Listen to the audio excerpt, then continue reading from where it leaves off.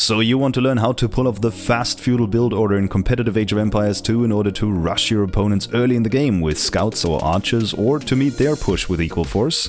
Well, then this video is for you, because not only am I going to show you how to do the build, but also what its strengths and weaknesses are, and which civilizations are particularly good at it. And the best thing of it all, we'll do it in less than 10 minutes. So let's fire it up.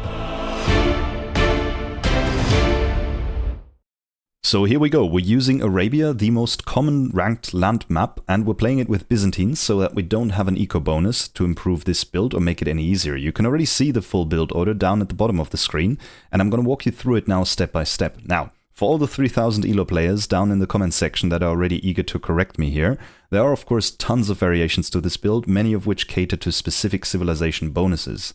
This video is just meant to be a generic template that anybody can use with any civ, maybe except Chinese, and then adjust it from there. So let's go. As in almost any build order, we start with queuing 4 villages in the town center and we build 2 houses while getting 1 sheep under the town center. The reason for building 2 houses and not just 1 is to keep all 3 villages busy while your sheep is walking under the TC. Once we're done with these houses, we send the 3 villages and another 3 coming from the TC to that first sheep until we have 6 on food. Why 6? That's because that's how many you need to keep a TC pumping out villages constantly. Meanwhile, it's very important, as you can see, to send your scout and the 3 other sheep exploring around your base in circles to find your other resources. Most importantly here, your closest wood line and further food resources, which your scout will then bring in like some sort of hyperactive border collie. Ah, cute.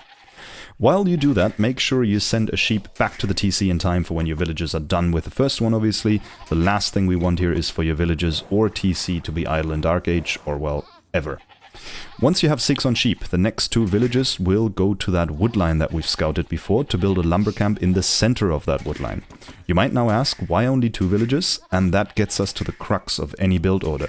We want to optimize having the resources we need just when we need them. Otherwise it means we have wasted production time or villager time on something else. As far as wood is concerned, we currently have 50 left after this lumber camp. And that means we have enough to afford another house, but not enough to afford the mill which we'll need later on. And that is why we have 2 villages on wood and not more right now. While we do that, we keep sending sheep under the TC. However, AoE2 is not chess, so the board doesn't always look the same in every match, so sometimes you'll find your sheep first, and in other instances you'll find your deer first. Just push under the TC whatever you find first. Now back to the build order, you've already seen it, the next villager goes out to build a house and then is gonna lure the boar, or in this case a rhino, and goat obviously means sheep. In most cases one of the boars is forward, in this case not, both of them are backwards. If they're forward, I would always pick the forward one first, because then the house becomes a natural part of your wall already. But in this case they're backwards, that is fine, so we lure it in. And now it's pretty simple, we just keep queuing up villagers on the hunt under the TC until we hit 16 pop, and we keep bringing in the sheep and the deer and the second boar. If you struggle in any way with luring deer or the boar, I recommend you practice that separately. And I know, overall, this is a ton of multitasking right now at the beginning, and hotkeys are essential to do this. So if this is all new to you, I recommend you check out my video on 5 essential tips for beginners, where I have a ton of useful hotkeys in there as well.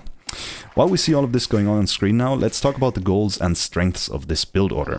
Number 1 is pretty obvious, we want to go to Feudal Age as fast as possible. However, not at all cost, because there is no use in being in Feudal Age without the resources to immediately access Feudal Age units and tech. So the goals for this build are not only to have enough resources to go up, but also to have enough to, number 1, continue villager production, number 2, to build a barracks on the way up, so that number 3, we can build a stable or archery range, and number 4, immediately pump out units, and obviously number 5, subscribe to Toaster226 on YouTube and catch him live on Twitch.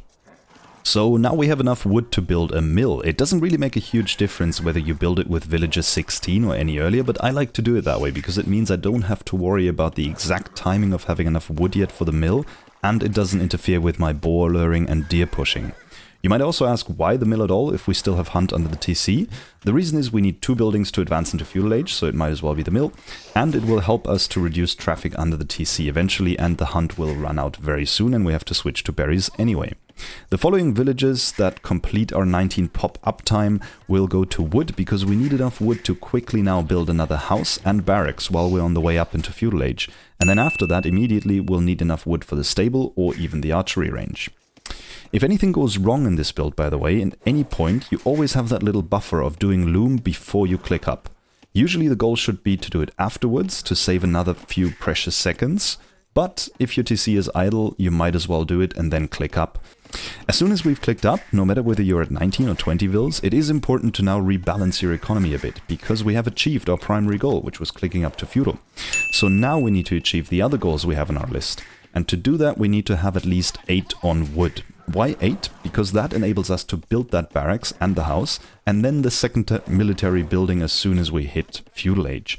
Also, we need to start balancing our economy anyway, because berries are eventually going to run out in Feudal Age, and then we'll need farms and all that, so you need to have a better balance between wood and food. The exact number of vils that you have on wood does depend on your strategy. In this case, we're going to go for scouts, so we don't need that much wood. But if you're going for archers, obviously you're going to need more wood and even a bit of gold, so you will rebalance slightly differently. This, again, as a reminder, is meant to be a generic build. There are slightly better builds out there if you want to go for archers, but this still works. The only difference would be you send a few more villagers from your berries or hunt to gold instead of wood or keeping them on the berries. But for now, this is a generic guide for a solid fast feudal, and it caters to various skill levels. Here we go, we're hitting Feudal Age and have enough wood to drop a stable immediately and produce the villagers, and we have enough food for a few scouts, which means we'll achieve all of our goals. While we let this game run to showcase how quickly we'll have 3 scouts in the field, I promised to mention which civilizations this strategy is suitable for, and you probably guessed it already, it's gonna be the ones with early economy bonus or Feudal Age unit bonuses, which make this strategy even faster and stronger.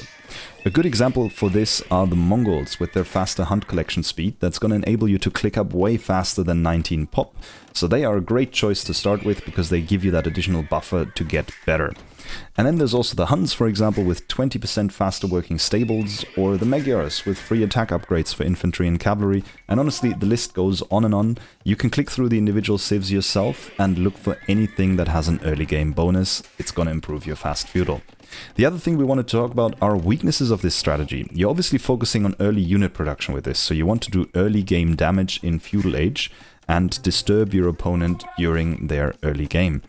So this strategy relies on you doing that damage. If you don't, if your opponent manages to wall up or defend their base with cheaper resources, such as just a couple of spearmen for example, then you're at a disadvantage here. So it all relies on you translating those early units into early damage. And there you have it, the fast feudal build order in less than 10 minutes. Now, I'm definitely no pro level Age of Empires 2 players, I just enjoy the heck out of this game. So please feel free to leave a comment down below to tell me which civilizations you like to use in your fast feudal build and how you like to modify it to be even better. Until then, I'll see you around.